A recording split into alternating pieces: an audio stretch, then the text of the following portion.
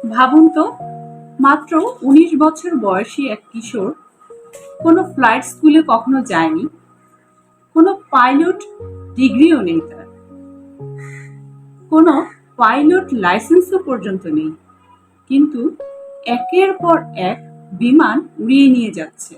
কিভাবে সম্ভব? সত্যিই কিন্তু বলছি, চলুন জেনে নিই।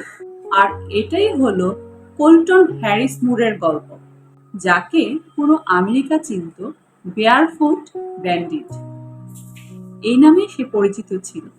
শৈশব থেকে তার জীবন ছিল অস্বাভাবিক। ওয়াশিংটনের ঘন জঙ্গলে সে ছোটবেলায় খালি পায়ে একা একা ঘুরে বেড়াত, এমনকি খাবার ও প্রয়োজনীয় জিনিসের জন্য পরিত্যক্ত বাড়ি থেকে চুরিও করত। বড় হওয়ার সাথে সাথে তার এই দুঃসাহস কাজ যেন বাড়তেই থাকে।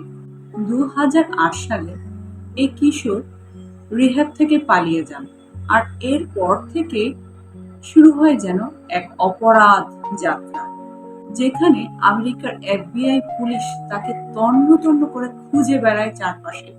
সেখানে সে এক জায়গা থেকে আরেক জায়গায় পালিয়ে বেড়াতে থাকে, কখনো গাড়ি চুরি, কখনো নৌকা চুরি, আর শেষমেশ অবিশ্বাস্য হলো বিমানও চুরি করতে হয়েছে তাকে।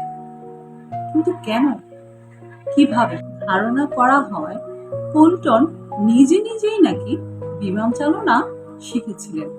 বিমান চালানোর বই, ম্যানুয়াল, গেম, ভিডিও ও ফ্লাইট সিমুলেটর গেম দেখে সে উড়োজাহাজ চালানোটাও আয়ত্ত করে ফেলেছিল। কি অদ্ভুত বলুন তো! এরপর সে কয়েকটি ছোট বিমান চুরি করে পালিয়ে যান। আর অদ্ভুত ব্যাপার কি জানেন বন্ধুরা? সেটি হলো অনেক অপরাধ স্থলে সে খালি পায়ে পুরো ঘটনাটি ঘটাত, আর রেখে যেত তার পায়ের ছাপ, যা পরবর্তীতে পুলিশের জন্য খুবই একটি রহস্যময় ব্যাপার হয়ে উঠেছিল।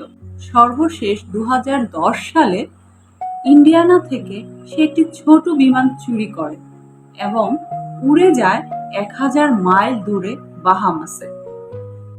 পুরো আমেরিকার আইন শৃঙ্খলা বাহিনী তাকে ধরার জন্য নাটকীয় ধাওয়া শেষ পর্যন্ত তাকে বন্দী করে। পরবর্তীতে কোল্টন আদালতে তার বিভিন্ন চুরি ও বিমান চুরির অভিযোগ পুরোপুরি স্বীকার করেন এবং তাকে কয়েক বছরের কারাদণ্ড দেওয়া হয়। এত বছর পরেও কোল্টন হ্যারিস মুরের এই গল্প মানুষকে ভাবায়। কেউ কেউ তাকে ধূর্ত অপরাধী মনে করেন, আবার কেউ কেউ একজন প্রতিভাবান তরুণও মনে করেন, যার প্রতিভা ছিল, কিন্তু প্রতিভা অতিবাহিত হয় ভুল পথে। কিন্তু প্রশ্ন হলো, কোল্টন যদি তার মেধা সঠিক জায়গায় ব্যবহার করত, তাহলে কি পৃথিবীতে সুপরিচিত একজন পাইলট হতে পারত? আজ এখানেই শেষ করছি, চলে আসবো এমন রহস্যময় গল্প নিয়ে। সে পর্যন্ত ভালো থাকুন।